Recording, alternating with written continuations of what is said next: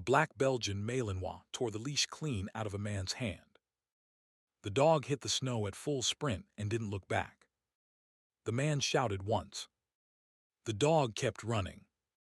Snow fell sideways now, wind biting through 3 layers of wool. He cursed and broke into a run. His boots punched through the drifts. He could barely see the dog ahead of him, just a dark shape vanishing into the white. The dog had never broken command before. Not in 8 years. Not in combat. Not in a thunderstorm. Not even once. His name was Cole Brennan, 2 tour overseas, and he knew his K9 didn't run for nothing. Whatever was out there in the dark, the dog had locked onto it. What Cole found in that snow at the edge of the dark tree line nearly stopped his heart cold. Stay with me on this one. That night didn't start like an emergency.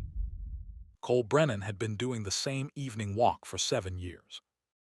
Out the back door of his cabin, down the gravel path, through the gate, and along the tree line until the fence ended and the open ground began. Then back. 25 minutes if he kept moving. 40 if Ranger found something interesting. He'd bought the cabin after his second tour. 2 bedrooms, a wood stove, a generator for the bad nights. 40 miles north of nowhere in particular.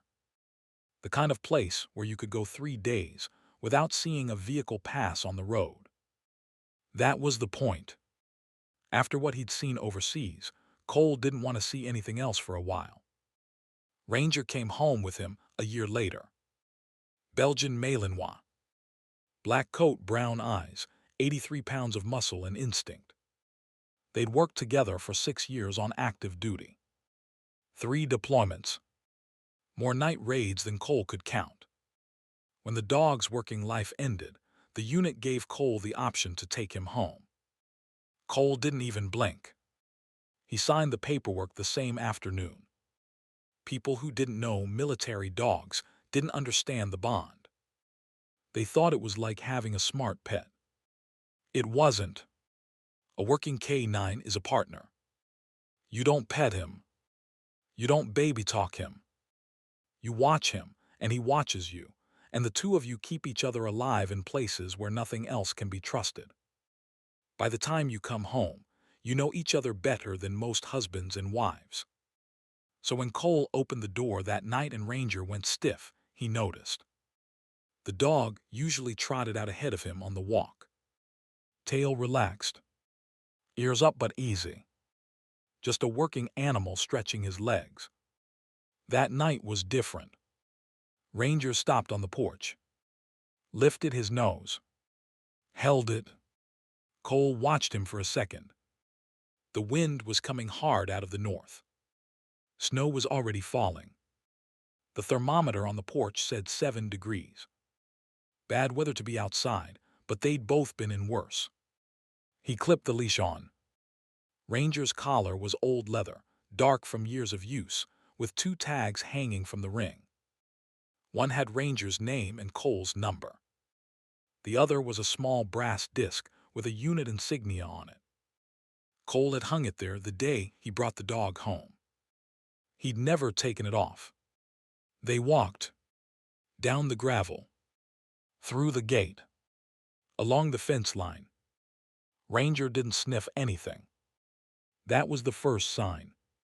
A working dog out for an evening walk noses everything. Tracks. Scat.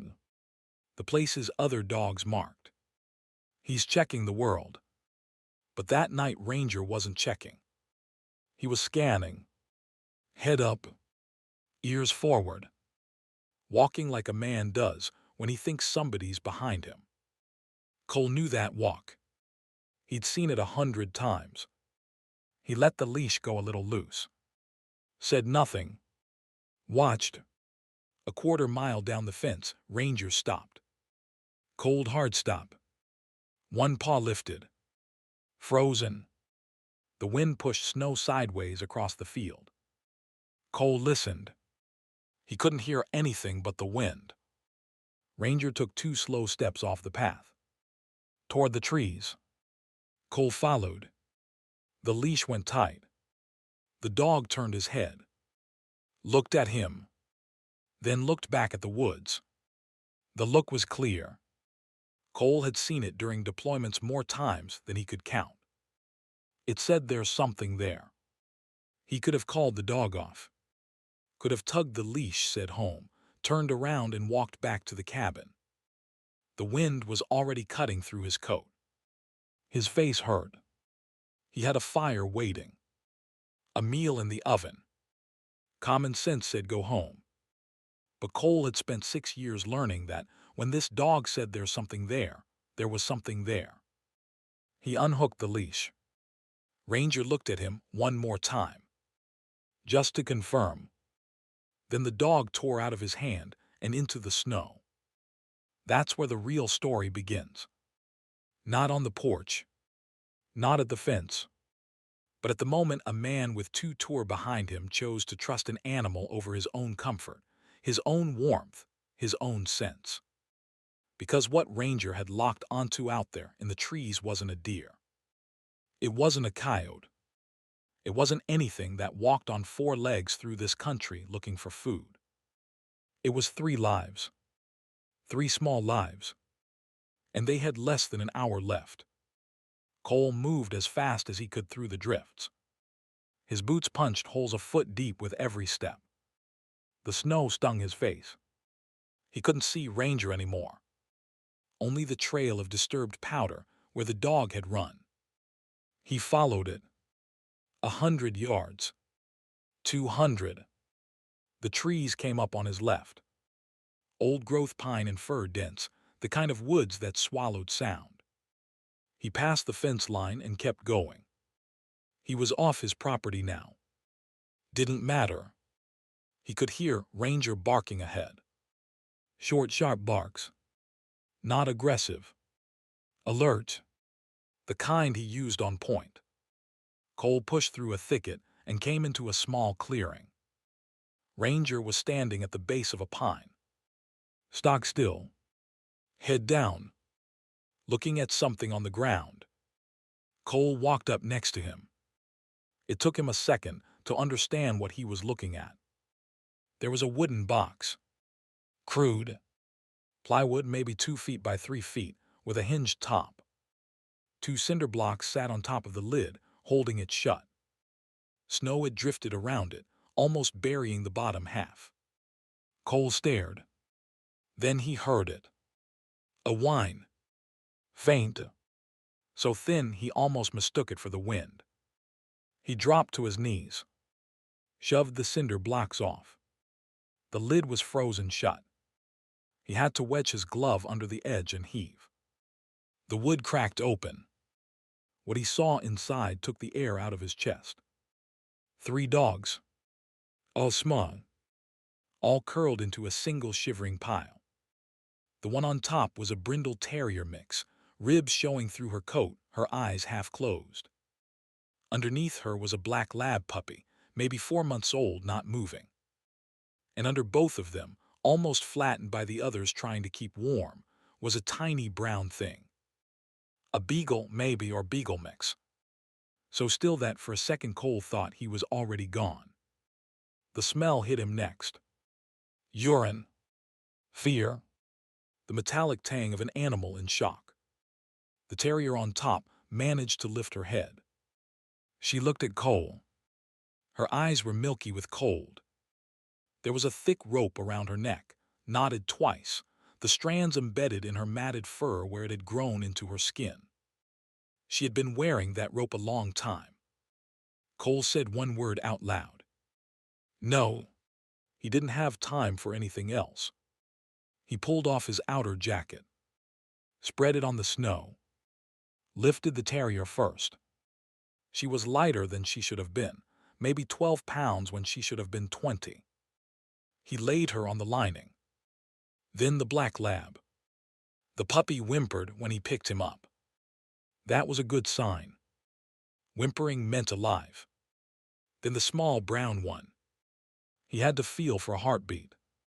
It was there. Slow. Faint. But there. He bundled all 3 in his coat, pressed against his chest.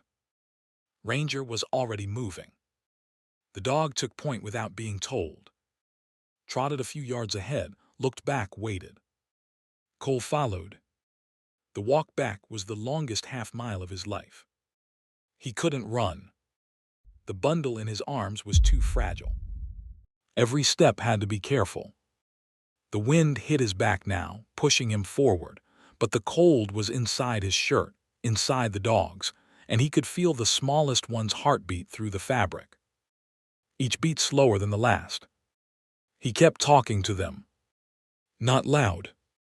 Just quiet words. Stay with me. Almost there. Almost there. He passed the fence. Came up his own gravel path. The cabin lights were on the porch. He'd left them burning. He shouldered the door open. Crossed to the wood stove. Lowered the bundle in front of it. Then he started to work. He'd done a combat lifesaver course in the Navy. He treated humans, not animals, but a body in shock was a body in shock. You had to warm slowly.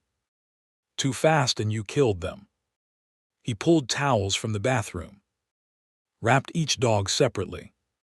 Set them in a row in front of the stove, not too close. He grabbed his sleeping bag from the bedroom and laid it over them like a tent so the heat pooled. He rubbed each one's chest.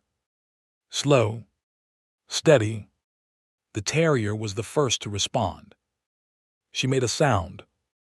Half whine, half cough. Her tongue moved. Then the black lab puppy started to shiver. Hard shivering. That was good. Shivering meant the body was trying. The little brown one took the longest. Cole worked on him for 10 minutes straight, rubbing his sides, breathing warm air onto his nose. Just when Cole thought he was gone, the dog opened one eye. Ranger lay down beside them. Pressed his big body against the row of small ones. Added his heat. He didn't move. Cole sat back on his heels. His hands were shaking. He hadn't felt them shake in 12 years. He stood up slowly. Walked to the kitchen. Filled a glass of water. Drank it. Filled it again. Outside, the wind kept howling. Inside, the fire popped. The 3 dogs breathed under the sleeping bag. Ranger's eyes followed Cole as he moved. Cole picked up his phone. He started to dial animal control. Stopped. Decided he'd let the dogs warm up another hour first. They were stable. The number could wait. He sat down in the chair by the stove. Looked at them. All 3 breathing. All 3 alive. He let out a long breath.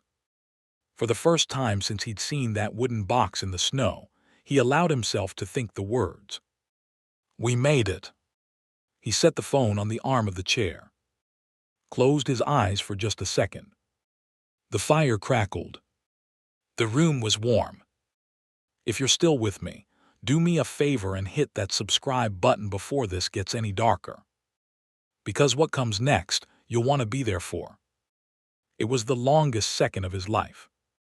Because what he didn't know, sitting there in that chair, was that the people who had put those 3 dogs in that box weren't done.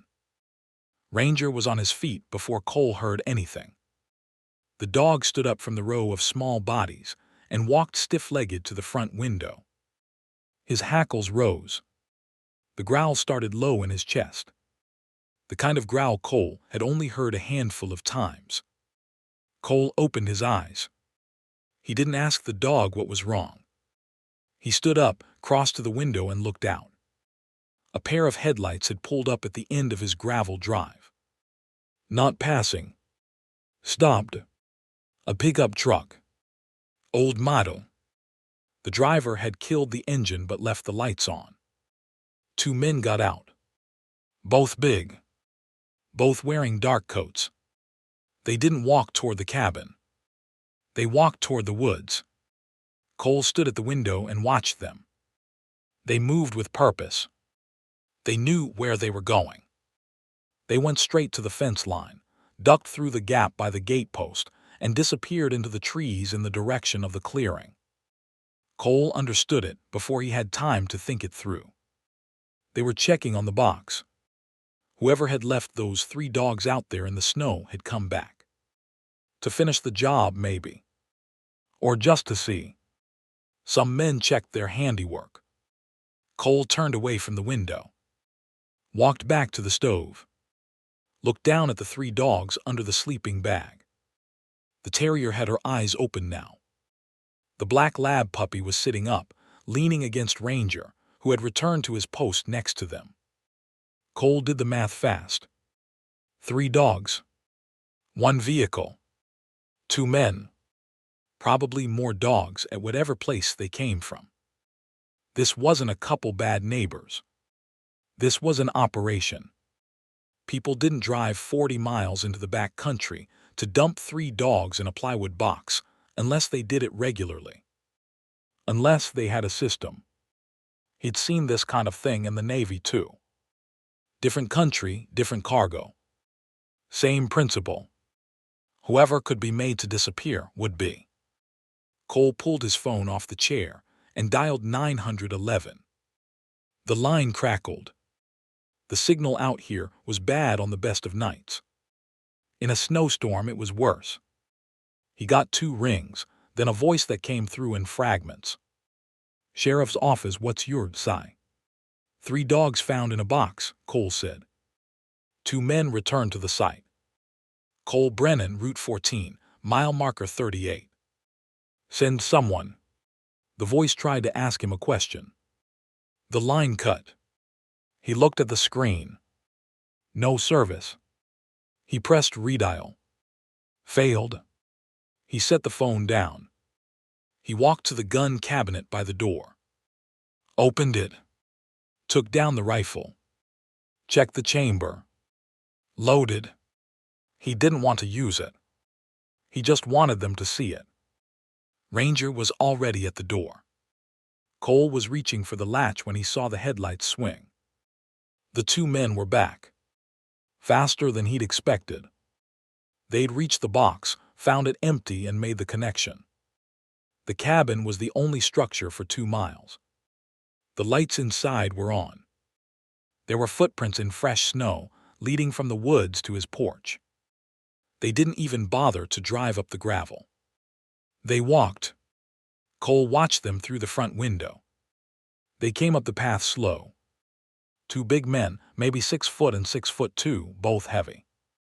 The one in front had a tire iron in his right hand, held casual against his thigh. The one behind him had something in his coat pocket.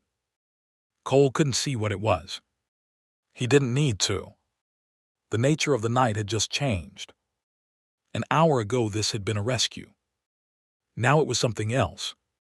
Cole set the rifle against the wall by the door, where he could grab it but the men couldn't see it. He didn't want to start with a gun in his hand. He wanted them to make their choice first. He looked back at the dogs by the fire. The terrier was watching him. So was Ranger. Cole took a breath. Long and slow. The way he'd been trained to breathe before a contact. He opened the door 6 inches. The 2 men were 10 feet from the porch when they saw him. They stopped. For a long second, nobody moved. The wind pushed snow sideways across the porch lights. Cole stood in the doorway with the warmth of his cabin behind him and the cold of the night in front. The 2 men stood in the snow with their breath puffing out in clouds. The one in front spoke first. We're looking for our dogs. Cole didn't answer right away. He let the silence sit. He'd learned the trick years ago. People who were lying always wanted to fill silence. People who were telling the truth could hold it. The man with the tire iron broke first. Some animals got loose from our place down the road. Tracks led up this way. You seen 'em? Cole looked at him. Looked at the tire iron in his hand. Looked at the second man's coat pocket. There's no place down the road, Cole said. Nearest property is 12 miles south.